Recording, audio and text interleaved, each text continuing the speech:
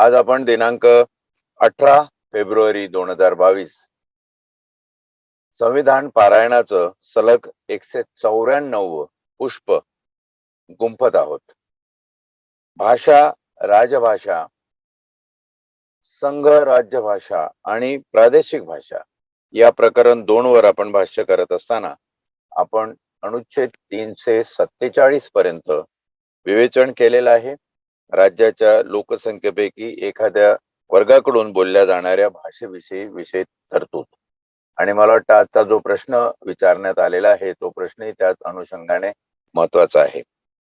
जर एखाद्या राज्यामध्ये जास्तीत जास्त लोकसंख्या किंवा साइजेबल, ज्याला आपण पर्याप्त लोकसंख्या असं म्हणू, पर्याप्त लोकसंख्येने जर एखाद्या स्थानिक भाषेची मागणी करून त्यांचा शासकीय प्रशासकीय कारभार त्या भाषेमध्ये व्हावा अशी मागणी जर केली असेल तर तशा पद्धतीची तरतूद राष्ट्रपती करून देऊ शकतात. म्हणजे आजचा जो प्रश्न आलेला आहे तो असा आहे की आपल्याला एक भाषा एक देश असा निर्माण करता येईल का? आपल्याला या प्रश्नाची पार्श्वभूमी बघितल्याशिवाय याचं पूर्णपणे समाधानकारक उत्तर देता येणार नाही. आपण पार्श्वभूमी अशी बघूया की एक देश आहे, आपला एक संस्कृती आहे ज्याला आपण भारतीयत्व म्हणतो. ते भारतीयत्व एक आहे. आणि मग अशा वेळी काही काही आजकालच्या या साधारण 10-1 वर्षामध्ये तुम्हाला अशा प्रकारच्या हाकाट्या दिलेल्या आढळतात, ऐकायला येतात की एक राष्ट्र एक निवडणूक, एक राष्ट्र एक करांचा दर, एक राष्ट्र एक भाषा, एक राष्ट्र एक संस्कृती. हे जे शेवटचं आहे, एक राष्ट्र एक संस्कृती, म्हणजे आपण सांस्कृतिक दृष्ट्या एक आहोत. एक आहोत म्हणजे कोण आहोत? तर आपण भारतीय आहोत. भारतीय हे 4 अक्षरी नाव जर आपण सोडलं तर आपण एक आहो असं म्हणण्याला आपल्याकडे ऐतिहासिक आणि सांस्कृतिक पुरावा उपलब्ध नाही. आपण एक आहो ते फक्त भारतीयत्व आणि भारतीयत्वाच्या झेंड्याखाली आपण एक आहोत. आता भारतीयत्व नेमकं काय आहे याचा जर आपण विचार केला तर भारतीयत्व याची एक समावेशक व्याख्या करायची झाली तर असं होईल: विविधतेतली एकता, विविधांगी जीवनाच्या वेगवेगळ्या पैलूंमधली एकरूपता. आता हा थोडासा विरोधाभासी आहे की इथे विविधही आहे आणि एकही आहे. विविधतेतली एकता, विविधतेतली एकता म्हणजे विविधता आहे आणि एकता आहे. विविधता कुठल्या कुठल्या बाबतीत आहे आणि एकता ते कुठल्या बाबतीत आहे? तर विविधता आपल्या भाषेत आहे, आपल्या पेहरावात आहे, आपल्या खाण्याच्या पद्धतीमध्ये आहे, आपल्या राहणीमानामध्ये आहे, आपल्या धर्माचरणामध्ये आहे. आणि या विविधतेतून एकता साधायची असेल तर एकता फक्त आपल्यापाशी भारतीयत्व आणि भारतीयत्वच तेवढी एकतेचा धागा निर्माण करणारी एकात्मता आहे. भारतीयत्व जर आपण सोडलं तर आपण विविधांगी आहोत. दर 10 कोसावर म्हणजे 10 ते 12 मैलावर असं म्हणतात की भाषेचा स्लँग बदलतो. एका प्रांतामध्ये एक भाषा, उदाहरणार्थ महाराष्ट्रामध्ये मराठी, आणि जर तिथे चंद्रपूर पासून चांदा ते बांदा अत्र्यांच्या शब्दामध्ये सांगायचं झालं तर चांदा ते बांदा सुरुवात केली तर दर 10 कोसाला 12 मैलाला जर भाषेचा पोत बदलत असेल, भाषेचं स्लँग बदलत असेल, बोलण्याची पद्धत, बोलण्याची ढब बदलत असेल, त्या ढपीनुसार काही नवीन शब्द येत असतील, काही जुने शब्द गळत असतील, शब्द बदलत असतील, वाक्य बदलत असतील, संदर्भ बदलत असतील आणि अर्थ सुद्धा बदलत असतील, तर एका मराठी भाषेमध्ये जर एवढे विविध रंग आहेत तर या देशातल्या सगळ्या भाषांमधले रंग जर आपण विचारात घेतले तर आपल्याला असं दिसेल की असंख्य भाषा, असंख्य चालीरीती, असंख्य संस्कार, असंख्य पेहराव ही आपली विविधतेतली सुंदरता आहे. आपण विविधांगी आहो आणि हे आपलं सौंदर्य आहे. पण तरीही आपण एक आहो, कारण आपल्या एकतेचं सूत्र हे भारतीयत्व आहे. आणि अशा रीतीने तुम्ही बघाल की जगामध्ये भारतासारखी परिभाषा देश आणि राष्ट्र म्हणून कुठल्याही इतर राष्ट्राची उपलब्ध नाहीये. भारताच्या उपलब्धतेमध्ये, भारताच्या या भारत खंडाच्या असण्यामध्ये जे विविध पैलू आहेत, त्या सगळ्यांचा विचार केला आणि त्याचा ऐतिहासिक आढावा घेतला तर हे कसं झालं. इथे जसं भारत, ज्या भूमीमध्ये भा म्हणजे प्रभा, अभा, ज्ञान, रथ आहे, जिथून ज्ञान उगवतं त्याला भारत म्हणतात. ही जी अमरकोशातली व्याख्या आपण बघितली, या पारायणाच्या दरम्यानच आपण बघितली. भारत हा ज्ञानाचा उगम असलेला भूभाग आहे आणि तो भूभाग अशा रीतीने ज्ञान जन्माला घालत असेल तर तो संस्कृती जन्माला घालतो, तो विचार जन्माला घालतो, तो आचार जन्माला घालतो, तो संस्कार जन्माला घालतो आणि संस्कारातून कृती कशी निर्माण होईल याचं मानवीय दर्शन घडवून देतो. या नाम भारत. ही झाली महती. भारताची महती अगाध आहे, त्याच्याबद्दल अजिबात वाद नाही. परंतु हे महती करता करता आपण ज्या अनेक हजार वर्षाचा प्रवास केला, 2000 असेल, 4000 असेल, 5000 असेल, काही लोक 10,000 म्हणतात. ओशो वगैरेची जर तुम्ही कॅसेट जुनी ऐकली तर ते 10,000 वर्षाचा भारत देश म्हणतात. चला 10,000 वर्षाचा भारत, 10,000 वर्षाच्या किंवा 5,000 वर्षाच्या भारत देशामध्ये जी संक्रमण झाली, ही संक्रमण फक्त मानववंशीय शास्त्रानुसार माणसाच्या देहिक किंवा बौद्धिक उन्नतीची नाही झाली, तर त्याबरोबर माणसाच्या विचार पद्धतीची, त्याच्या संस्कृतीची, त्याच्या राहणीमानाची, त्याच्या पेहरावाची, त्याच्या अन्न ग्रहण करण्याच्या पद्धतीची, शेती करण्याच्या पद्धतीची, ही अनेक प्रकारची संक्रमण झालेली आहेत. आणि या संक्रमणातून प्रमुख आदान प्रदानाचं, एक दुसऱ्याची संवाद साधण्याचं जर काही साधन होतं तर ते होती भाषा. आणि म्हणून अपरिहार्यपणे भाषा हा प्रांताचा निगडीत संबंधित असा भाग आहे. तामिळनाडूची भाषा केरळापेक्षा वेगळी का आहे? कर्नाटकची भाषा महाराष्ट्रापेक्षा वेगळी का आहे? पंजाब गुजरात पेक्षा वेगळा का आहे? पहाडी आणि डोगरी भाषा ही राजस्थानीहून वेगळी का आहे? काय तिथे कोणी जाऊन त्या भाषेची बीज लावली आणि भाषेची शेती केली काय? भाषेची शेती होत नाही, ती जमिनीतून उगवते.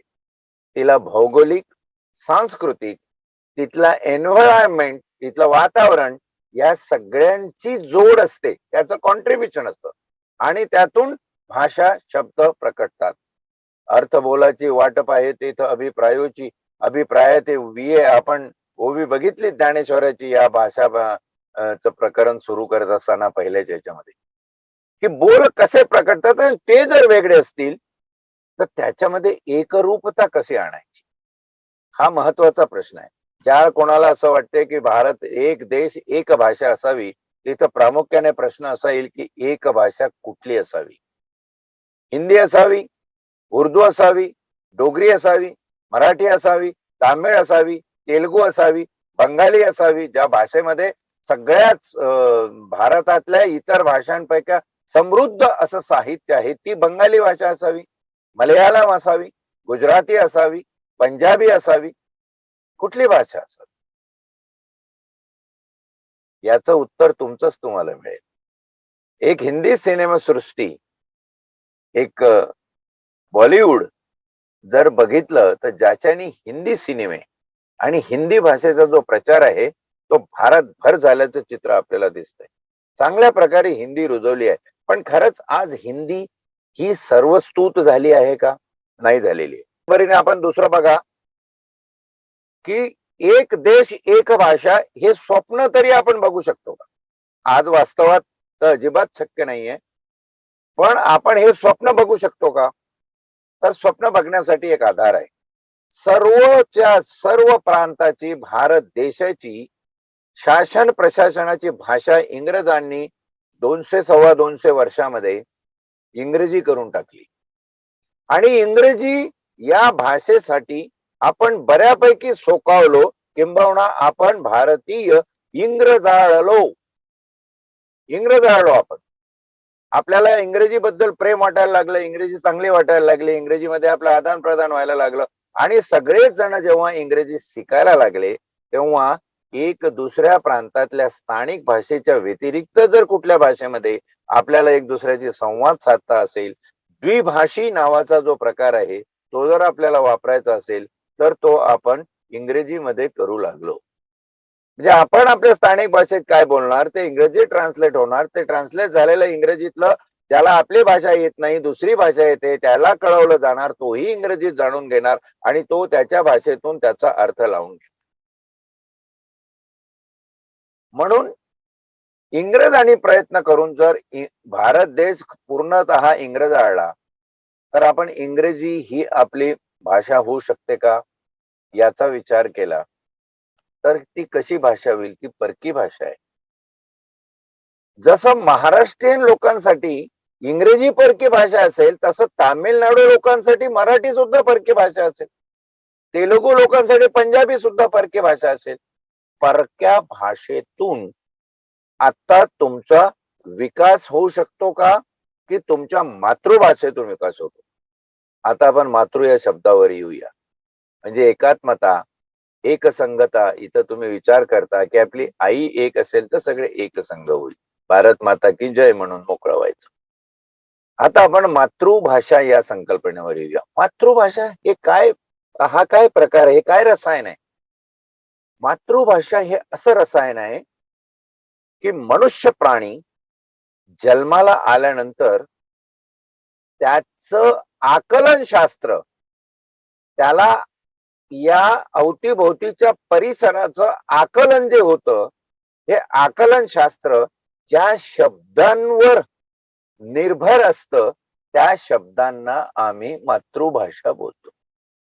म्हणजे आईच्या उदरामध्ये मी असताना आईच्या तोंडून ऐकलेले शब्द माझ्या कानावर जे पडलेले आहे, ते माझ्या आकलनाचं, जगात येण्यापूर्वीच्या आकलनाचं, जगात आल्यानंतरच्या आकलनाचं पहिलं पाऊल आहे असं म्हणावं लागेल. आणि हे आकलन क्षमता माझ्यामध्ये जर माझ्या आईच्या शब्दातनं येत असेल, तर ती माझी चॅनल ऑफ अंडरस्टँडिंग, जगाला समजून घेण्याची रीत झाली. मला जर माझ्या आईने सुरुवातीला हा शब्द उच्चारला असेल की बाळा ये, बाळा जा, बाळा निज, बाळा उठ, तर मला उठण्याला उठ हा शब्द म्हणतात म्हणजे जागं व्हावं लागतं. निजण्याला निज हा शब्द म्हणतात म्हणजे झोपी जावं लागतं. हे जे माझी चॅनल ऑफ अंडरस्टँडिंग, जगाला समजून घेण्याची पद्धत निर्माण झाली, त्या निर्मितीचं श्रेय माझ्या आईच्या तोंडून मी ऐकलेल्या शब्दांना जातं. बाजारात जा म्हणजे बाजारात जाऊन यायचं आहे. गो टू मार्केट हा संदर्भ मला नंतर कळला हो. किंबहुना माझ्याकडे बाजारात जायचा अर्थ माहीत नसता, माझ्याकडे ते आकलन चॅनल उपलब्ध नसतं, तर मला गो टू मार्केट हेही समजलं नसतं. त्याचा अर्थच उमगला नसता. जरी अनुवादित आहे तरी त्याचा अर्थच उमगला नसता. दोन्हीचा अर्थ सारखाच आहे. बाजारात जाऊ नये, गो टू मार्केट, दोन्हीचा अर्थ एकच आहे. पण मला गो टू मार्केट हे कळतं कारण माझ्याकडे बाजारात जाऊन ये त्याचं चॅनल ऑफ अंडरस्टँडिंग, आकलन करण्याचं बिरुद मला माहित आहे. आणि म्हणून मातृभाषा ही महत्वाची आहे. आता तुम्ही म्हणाल मग सगळ्यांचीच मातृभाषा एक कशी होईल? तरच देशामध्ये एक भाषा येईल, एका भाषेचं साम्राज्य होऊ शकेल. सगळ्यांची मातृभाषा एक कशी होईल? तर सगळ्यांची मातृभाषा एक व्हायला काय आपल्याला परिश्रम घ्यावे लागतील, हे मला तुम्हीच सांगा. कसं शक्य आहे? कारण मुळात दर 12 कोसावर भाषेचा पोत बदलतो. का बदलतो? कारण दर 12 कोसावर वातावरण बदलतं. दर 12 कोसावर भौगोलिकता बदलते, जिओग्राफी बदलते. दर 12 कोसावर इतिहास बदलतो. दर 12 कोसावर हवा बदलते. दर 12 कोसावर डोंगर, दऱ्या, पर्वतराजी, कुठे नदी, कुठे पहाड, कुठे टेकड्या, हे सगळं बदलत जातं. संस्कृती बदलते. लोकांचे पेहराव बदलतात. वातावरणानुसार थंड, गरम यानुसार आपले पेहराव चेंज होत असतात. समुद्र किनारा असेल तर त्या ठिकाणी वेगळी पद्धत असेल. मग अशा ठिकाणी जर त्या वातावरणातून जे संवेदित होतं त्यातून शब्द उमटत असतील, तर आपण सर्वदूर सर्वस्तुत एकच शब्द आणि एकच भाषा असं कसं म्हणू शकू? हां, आता इथे एक लक्षात घ्यायला पाहिजे, की मातृभाषा आपली जीवनदायिनी ज्याला आपण म्हणतो, आकलन शास्त्राची भाषा ही आपली बदललेली असणार, विविधांगी असणार. प्रदेश बदलला, वातावरण बदललं, की ती भाषा बदलणार. हे समजून घ्या. आता एक भाषा जर आपल्याला शासन प्रशासनाची आणायची असेल, कायद्याची आणायची असेल आणि त्याच्याही वर विचार केला तर तंत्रविज्ञानाची आणायची असेल, कारण ते आवश्यक आहे. शिक्षणामध्ये एक भाषा, तंत्रविज्ञानाची एक भाषा, आमच्या कायद्याची एक भाषा, आमच्या शासन आणि प्रशासनाची एक भाषा. तर हे शक्य आहे का? मला वाटतं हे शक्य आहे. परंतु त्यासाठी आपल्याला काही गोष्टी प्रकर्षाने कराव्या लागतील आणि त्याप्रमाणे आपल्याला पुढं जावं लागेल. या ज्या प्रकर्षाने करावयाच्या गोष्टी आहेत, त्यासाठी एक उदाहरण म्हणून सांगतो, की घटनेमध्ये जेव्हा आपण 343 आणि 344 अनुच्छेद बघितला, तर तिथे सांगितलेलं आहे, की 10 वर्षानंतर 10 वर्षातले पहिले 5 वर्ष कंपल्सरी, नंतर 5 ते 10 वर्षामध्ये तुम्ही इंग्रजी भाषेला कमी महत्व देऊन हिंदी भाषेचं संवर्धन कसं होईल त्यासाठी प्रयत्न केले पाहिजे. तोपर्यंत आपण इंग्रजी भाषेचा वापर करावा. ही जी मुभा दिलेली आहे, याचं गमक काय आहे? याची मूलबीज कल्पना काय आहे? तर त्या पिरियडमध्ये तुम्ही तुमच्या भाषेला शिफ्ट व्हावं. प्रशासकीय आणि शासकीय कारणामध्ये तुम्ही तुमच्या भाषेला शिफ्ट व्हावं. आता हा जो शिफ्ट आहे, तो जर मुळात आपण 10 ते 15 वर्षाचा कालावधी नंतर घेतला, याचाच अर्थ असा आहे, की एका भाषेतून दुसऱ्या भाषेकडे शिफ्ट करत असताना शासकीय प्रशासकीय लँग्वेज मध्ये आपल्याला एवढा काळ जातो. पण तरीही आता 70 वर्ष झाली, संपूर्णपणे कारभार हिंदीमध्ये झालाय का देशातला? तर नाही झाला. कारण प्रादेशिक भाषेच्या 345 अनुच्छेदामध्ये आपण बघितलं दुसऱ्या चॅप्टर मध्ये, की प्रदेशाला, राज्याला, त्याच्या विधानमंडळाला तिथे कुठली भाषा प्रचलित राहील याचा आधार घेऊन कायदा करण्याचा अधिकार आहे. मग इथे जर मराठी भाषेचं आपण म्हटलं तर पूर्णतः मराठी भाषा झाली आहे का आपली? तर पूर्णतः मराठी भाषा झालेली नाहीये. का नाही झाली मराठी भाषा? आता भाषा कशी रुजवली जाते आणि भाषेला राजाश्रय मिळाल्यानंतर ती भाषा कशी मोठी होते. उद्या जर समजा राजाश्रय मिळाला, उदाहरणं तुम्हाला द्यायची झाली तर पर्शियन लँग्वेज. मुघल काळामध्ये त्यांनी सांगितलं की शासन दरबाराची लँग्वेज ही असणार. लोक शिकून घेतली त्यांनी ती भाषा. त्याला राजाश्रय म्हणू आम्ही. अशा प्रकारचा राजाश्रय मिळाल्यानंतर हिला अभिजात भाषेचा दर्जा मराठीला अजून मिळालेला आहे का? तर तो नाही मिळाला. कसा मिळेल? कारण आपण तेवढे दांभिक आहोत, तेवढे पाखंडी आहोत. करायचं एक आणि सांगायचं दुसरं, याच्यामध्ये आपण वाकबगार आहोत. पुढच्या कुठल्या तरी एखाद्या सेशन मध्ये किंवा प्रश्न आल्यास महाराष्ट्र राज्यभाषा अधिनियम 1964च्या तरतुदीचा विचार आपण स्पष्टपणे करूया.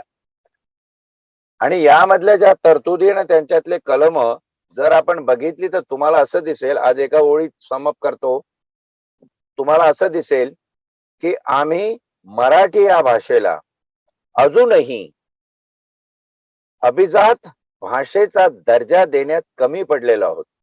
कारण काय आहे की शासनाच्या आणि प्रशासनाच्या ज्या काही ठराव, नियम, अधिनियम, कायदे आम्ही तयार करतो, त्या कायद्याचे मसुदे, हे नीट ऐका, त्या कायद्याचे मसुदे आजही आम्ही इंग्रजीतच ओरिजिनली ड्राफ्ट करतो आणि मग भाषा संचालनालयाकडे देऊन त्याचं अनुवादित रूपांतर मराठीमध्ये करून घेतो. आय चॅलेंज दिस. हे महाराष्ट्र राज्यामध्ये होतंय आजच्या तारखेला. स्वातंत्र्याच्या 70 वर्षानंतर, 70-75 नंतर ही परिस्थिती आहे. म्हणजे मराठी कुठे ठेवली? फक्त अनुवादकाची भाषा, अनुवादकासाठी. मूळ ड्राफ्टिंग तुम्ही का करत नाही मराठीमध्ये? आपण ही घटना बघत असताना मराठीमध्ये आपण पारायणाची मीडियम ठेवलेलं आहे सहसा. जिथं आवश्यक असेल तिथेच आपण इंग्रजी किंवा हिंदीकडे झुकतो, नाहीतर बहुतेक हे सगळं मराठी आहे. माझ्याकडे जे पुस्तक संविधानाचं उपलब्ध आहे ते संविधानाचं पुस्तक इंग्रजीचं मराठीत केलेलं अनुवाद आहे, मराठीत लिहिलेली घटना नाहीये. आणि मग कसं होतं की मराठी भाषेतला जो अभिजात मूलभूत शब्द आहे तो मूलभूत शब्द या ठिकाणी येत नाही, आणि इंग्रजी भाषेतला जो शब्द आहे त्याला काय अनुवादित पर्यायी शब्द मराठीमध्ये असू शकतात, तेवढे शब्द येतात. आणि म्हणून या ठिकाणी आपण विचार करायला लागतो आपल्याला की अनुवादित भाषेचा दर्जा जर तुम्ही एखाद्या स्थानिक भाषेला देणार असाल तर मूळ बीज काय आहे ते अजूनही इंग्रजीच आहे. मग इंग्रजी तरी एक भाषा झाली आहे का संपूर्ण देशाची? होता होता फक्त चान्स असेल तर इंग्रजीलाच तो तेवढा चान्स आहे. बाकी हिंदीला अजून आपण पुरेसा प्रचार हिंदीचा केलेला नाहीये. साऊथच्या राज्यांमध्ये तर हिंदी त्यांना जशी वर्ज असल्यासारखी ते हिंदीकडे बघतात. हिंदी त्यांना नकोच आहे अशासारखं त्यांचा आविर्भाव असतो. अगदी मारून मुटकून केलं तर ते करतात. आणि गंमत त्याच्या पुढची एक शेवटची सांगतो की हिंदीची सुद्धा परिस्थिती तीच आहे जी आज मराठीची. अनुवादित शब्द जेव्हा मराठीमध्ये पर्यायी शब्द म्हणून वापरले जातात भाषेमध्ये, तर भाषेचा अभिजात दर्जा खालावतो, अभिजात दर्जा जातो. म्हणून मराठीला अभिजात दर्जा आजपर्यंत मिळालेला नाहीये. त्याचं महत्वाचं कारण हे आहे की आमचे मूळ जे ठराव आणि सगळे नियम, अधिनियम, कायदे आहेत ते इंग्रजीत आहे आणि मराठीत आम्ही त्याचा अनुवाद केला.